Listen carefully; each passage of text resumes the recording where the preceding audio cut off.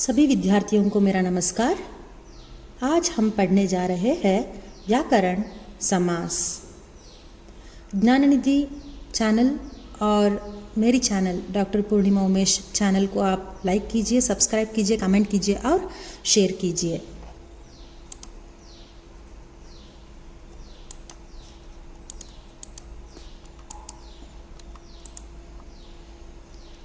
समास का तात्पर्य यह है कि समास एक संक्षिप्तीकरण भी हम कह सकते हैं। दो या दो से अधिक शब्दों से मिलकर बने हुए एक नवीन एवं सार्थक शब्द को हम समास कहते हैं। उदाहरण के लिए रसोईघर, रसोई के लिए घर, या फिर नील गाय, नीले रंग की गाय। समास के नियमों से निर्मित शब्द समासिक शब्द कहलाता है। इसे हम समस्त पद भी कहते हैं। समास के भेद 6 है। अव्ययी भाव समास, तत्पुरुष समास, द्विगु समास, द्वंद्व समास, कर्मधारय समास और बहुव्रीहि समास। ये 6 जो भेद है आपको याद रखना ही पड़ेगा। ये 10 मार्क्स के क्वेश्चंस आ सकते हैं इसमें। जो अव्ययी भाव समास है ये पहला है, दूसरा है तत्पुरुष समास, द्विगु समास है, द्वंद्व समास और कर्मधारय समास और बहुव्रीहि समास। तो पहले हम अव्ययी भाव समास के बारे में जानेंगे। इस समास में पहला पद यानी पूर्व पद प्रधान होता है। पूर्व पद क्या होता है? कोई भी शब्द हो उसको आप डिवाइड करें, उसका भेद करें तो पूर्व पद और उत्तर पद ये दो यानी जो पहला अंग होता है उसे हम पूर्व पद निश्चित कर सकते हैं। जो दूसरे अंग का जो एंड में आता है शब्द का एंड होता है उसे हम उत्तर शब्द मान सकते हैं। तो इस तरह कोई भी शब्द के, कोई भी पद के पूर्व पद जो होता है वो प्रधान हो तो और पूरा पद अव्यय होता है तो उसे हम अव्ययी भाव समास कहते हैं। यहाँ पर इसमें पहला पद उपसर्ग होता है, जैसे अ, आ, अनु, प्रति, हर, बर, नी, निर, यथा आदि उपसर्ग शब्द का बोध होता है। यानी कोई भी शब्द हो, पूरा शब्द जब आप देखेंगे तो उसका पहला शब्द जब उपसर्ग होता है और वो प्रधान होता है यानी दूसरे पूरा शब्द का अर्थ पहले पूर्व शब्द पर ही निर्भर होता है तो उसे हम क्या कह सकते हैं? अव्ययी भाव समास। और एक चीज आपको नोट करनी पड़ेगी कि अव्ययी भाव समास में उपसर्ग हमेशा रहती है। उदाहरण के लिए आप देख सकते हैं आजन्म यानी जन्म पर्यंत, यथावधि अवधि के अनुसार और यथाक्रम क्रम के अनुसार। यहाँ पर देख सकते हैं कि जो आजन्म है वहाँ पर आ जो है ये क्या है? ये उपसर्ग है। और यथावद यानी यथा और यहाँ पर जो यथा है ये सभी क्या है? उपसर्ग है। और इसके ऊपर ही पूरा का पूरा जो शब्द का अर्थ जो है वो बदल रहा है, इसीलिए इसे हम अव्ययी भाव समास कह सकते हैं। तो आपको एग्जाम में ये भी पूछा जा सकता है परीक्षाओं में कि ये आजन्म, ये 1 मार्क्स के लिए पूछा जा सकता है कि आजन्म जो है या फिर यथावत या फिर यथाक्रम, इसको भेद करके समास का बोध कराइए यानी कौन सा समास है ये भी बताइए। ऐसा भी प्रश्न आ सकता है। तो आपको क्या यानी सब्जेक्ट को आपको देखना है कि अगर विषय समझ में आ गया तो आप आराम से इसको आंसर कर सकते हैं।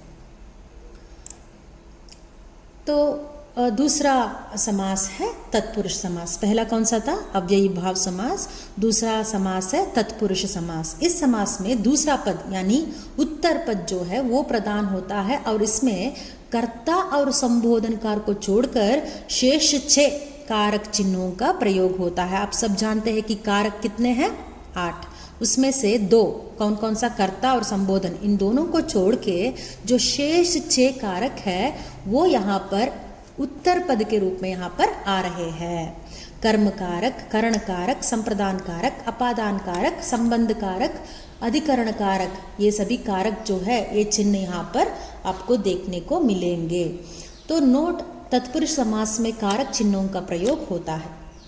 उदाहरण के लिए विद्यालय, विद्या के लिए आलय, और राजपुत्र, राजा का पुत्र, और मुंह तोड़, मुंह को तोड़ने वाला, चिड़ी मार, चिड़ियों को मारने वाला, जन्मांध, जन्म से अंधा, ये क्या है, ये सब क्या है।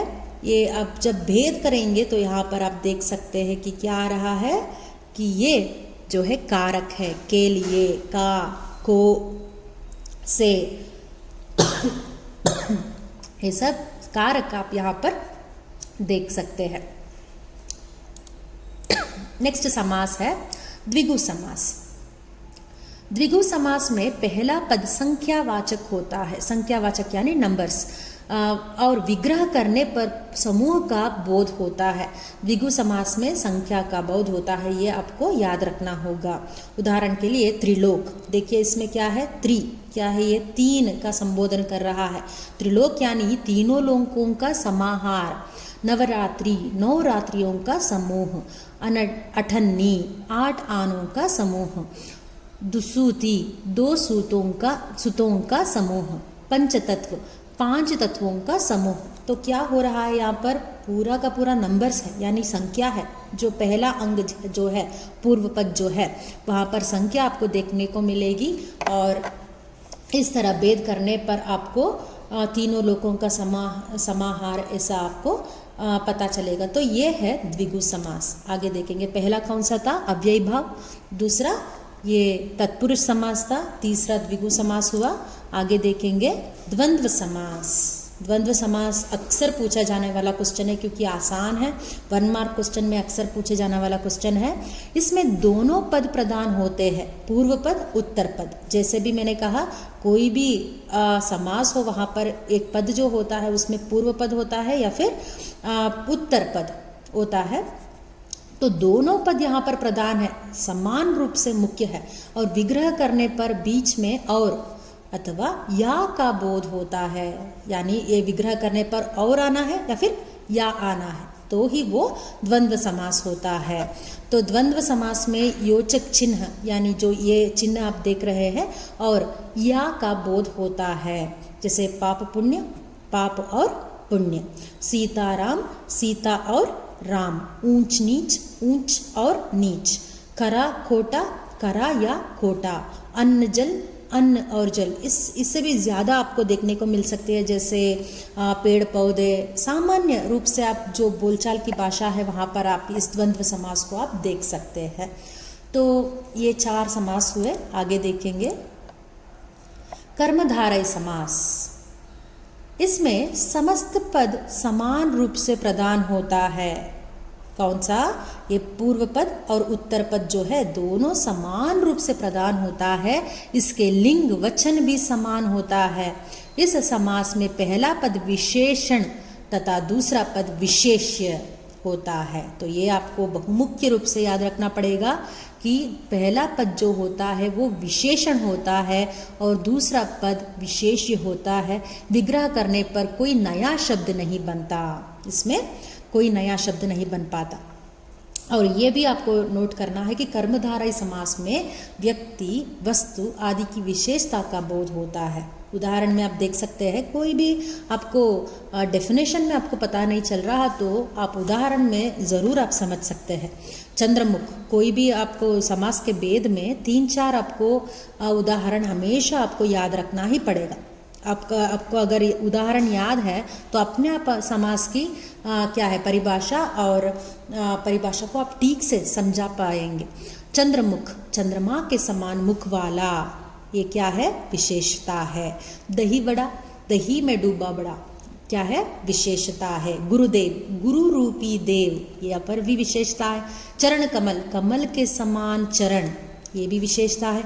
नील गगन, नील है जो आसमान, ये भी विशेषता है। तो थोड़ा बहुत आपको कर्मधारय समास के ऊपर आपको थोड़ा वर्कआउट करना पड़ेगा, याद रखना पड़ेगा कि कौन कौन सा उदाहरण देखकर आप लिख सकते हैं, क्योंकि द्वंद्व समास और बाकी सब कर्मधारय थोड़ा आपको इजी लगेगा, लेकिन कर्मधारय समास को आपको ये जो डेफिनेशन है, परिभाषा है और उदाहरण दोनों को, यानी भेद किस प्रकार कर रहे ये भी वहाँ पर आपको इम्पोर्टेंट होता है। बहुव्रीहि समास, इस समास में कोई भी प्रधान न होकर अन्य पद प्रधान होता है। देखिए ये समास जो है ये भेद करने पर कोई दूसरा कोई क्या है, पद आ रहा है, इस तरह भी यहाँ पर हो रहा है, तो ये बहुव्रीहि समास है, बहुव्रीहि। ये आपको याद रखना पड़ेगा। बहुव्रीहि समास में जो आप भेद करेंगे वो वहाँ पर नहीं रहेगा, कोई और पद यहाँ पर आकर बैठेगा। तो विग्रह करने पर नया शब्द निकलता है, पहला पद विशेषण नहीं होता, विग्रह करने पर समूह का बोध भी नहीं होता। और यह भी आपको याद रखना पड़ेगा कि बहुव्रीहि समास के अंतर्गत शब्द का विग्रह करने पर नया शब्द बनता है या नया नाम सामने आता है। जब परिभाषा समझ में ठीक से ना आए तो उदाहरण को देखेंगे तो पुनः आपको परिभाषा को पढ़ना होगा तो ठीक से समझ में आएगा। त्रिनेत्र यानी भगवान शिव, कुछ समझ में आ रहा है अभी? यानी त्रिनेत्र कौन है? यहाँ पर त्रिनेत्र वाला हम भेद कर सकते हैं, लेकिन वो किसी और को संबोधन कर रहा है, जैसे भगवान शिव हो। वीणा पाणी यानी सरस्वती, श्वेतांबर वो भी सरस्वती, गजानन भगवान गणेश को संबोधन करते हैं, गिरिधर भगवान श्री कृष्ण को। यानी यहाँ पर भेद करने पर कोई और दूसरे व्यक्ति के ओर वो संकेत कर रहा है, इशारा कर रहा है, इसे हम बहुव्रीहि समास कह सकते हैं। देखिए पुनः हम अभी डेफिनेशन यानी परिभाषा को देखेंगे। इस समास में कोई भी पद प्रदान ना होकर अन्य पद प्रदान होता है। विग्रह करने पर नया शब्द निकलता है, पहला पद विशेषण नहीं होता है, विग्रह करने पर समूह का बोध भी नहीं होता। तो अभी समझ में आ रहा है आपको कि जो भेद करने के बाद जो दूसरा शब्द आ रहा है उसके अलावा किसी और शब्द को वो संकेत कर रहा है, तो यहाँ पर नए पद की अन्य पद प्रदान हो रहा है। तो ये हमारी बहुव्रीहि समास हुआ। तो आज का सेशन कैसा था आप कमेंट कीजिए। कोई और विषय के बारे में आप जानना चाहते हैं तो उसी पर भी हम वीडियो कर सकते हैं। तो आज हमने देखा कि व्याकरण में समास जो है वो मुख्य रूप में आप देख सकते हैं इस हमारे हिंदी व्याकरण में। ये 3rd सेमेस्टर के लिए हमने रखा है हमारे सिलेबस में, और दूसरे यूनिवर्सिटीज़ में भी जो भी होता है वहाँ पर ये समास जो है अवश्य रहता है 1st to 4th सेमेस्टर तक। तो आराम से आप इसमें से मार्क्स ले सकते हैं, कोई भी बड़ी समस्या नहीं है समास को समझने में। सिर्फ यहाँ पर आपको परिभाषा आपको समझ में आना है, और उसका जब भी आप परिभाषा लिखते हैं उसके साथ उदाहरण अवश्य लिखिएगा। कोई भी 1 मार्क का आंसर हो या फिर 10 मार्क्स का या फिर 2 मार्क्स का आंसर हो, कभी भी आप परिभाषा लिखते हैं तो आपको उदाहरण ज़रूर लिखना पड़ेगा। तो पहले आपको परिभाषा और उसके बाद उदाहरण, उसके बाद भेद कितने हैं और हर एक भेद की परिभाषा और उसके उदाहरण। कोई नोट आपको इसके साथ विशेष रूप से ऐड करना चाहते हैं तो वो भी आप ऐड कर सकते हैं। तो इस तरह से आप समास आराम से आप एग्जाम्स में लिख सकते हैं। धन्यवाद।